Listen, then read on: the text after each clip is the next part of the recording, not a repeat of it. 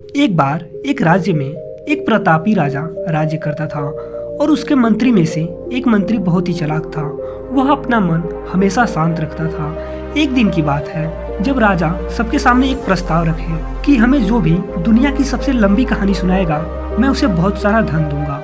ये खबर पूरी गांव और शहर में फैल गई। उसके बाद गांव और शहर से लोग आते और अपनी अपनी कहानियां सुनाते, लेकिन कुछ लोग 2 से 3 दिन तक कहानी सुनाते रहे। लेकिन फिर भी राजा का मन दुनिया की सबसे लंबी कहानी सुनने का था। उसके बाद राजा ने मंत्री से कहा कि जाओ तुम कहीं से सबसे लंबी कहानी ढूंढ के लाओ। मंत्री चिंतित हो गया।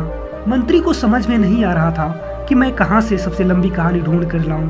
मंत्री सोचते सोचते एक गांव में चला गया। वहां पर उसने देखा कि कुछ किसान अपना काम कर रहे हैं। मंत्री उसके पास गया और एक विचित्र चीज देखा और उसे वहीं उस क्वेश्चन का आंसर भी मिल गया। मंत्री तुरंत राज दरबार आया। अगले दिन जब सुबह हुआ तो राजा पूछे कि मंत्री क्या तुम्हें सबसे लंबी कहानी मिली?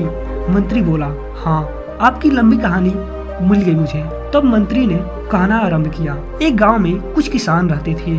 वे अपना खेती करके पालन पोषण करते थे। एक दिन एक किसान बीज लेकर बोने के लिए गया। वो जैसे ही खेतों में बीज डालता तो सभी चिड़िया उसे चुन लेती, जिससे उसका खेत खाली ही रह जाता।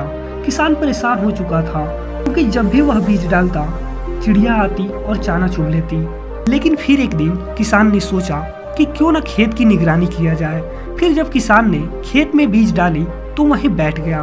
फिर चिड़ियों ने सोचा कि अब हमारा पेट कैसे भरेगा। फिर उन लोगों ने एक उपाय सोचा कि क्यों ना हम एक चिड़िया जाए और दाना चुग के उड़ जाए। फिर किसान ने देखा कि एक चिड़िया आई, दाना चुगी फुर। एक चिड़िया आई, दाना चुगी फुर। एक चिड़िया आई, दाना चुगी फुर। फिर राजा बोला कि अरे मंत्री आगे भी तो सुनाओ।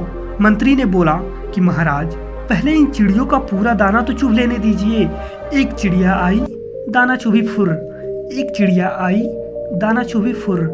एक चिड़िया आई, दाना चुगी फुर। फिर राजा ने बोला कि बस करो मंत्री, हम सबसे लंबी कहानी सुन लिए। मंत्री की चतुराई देखकर राजा बहुत प्रसन्न हुआ।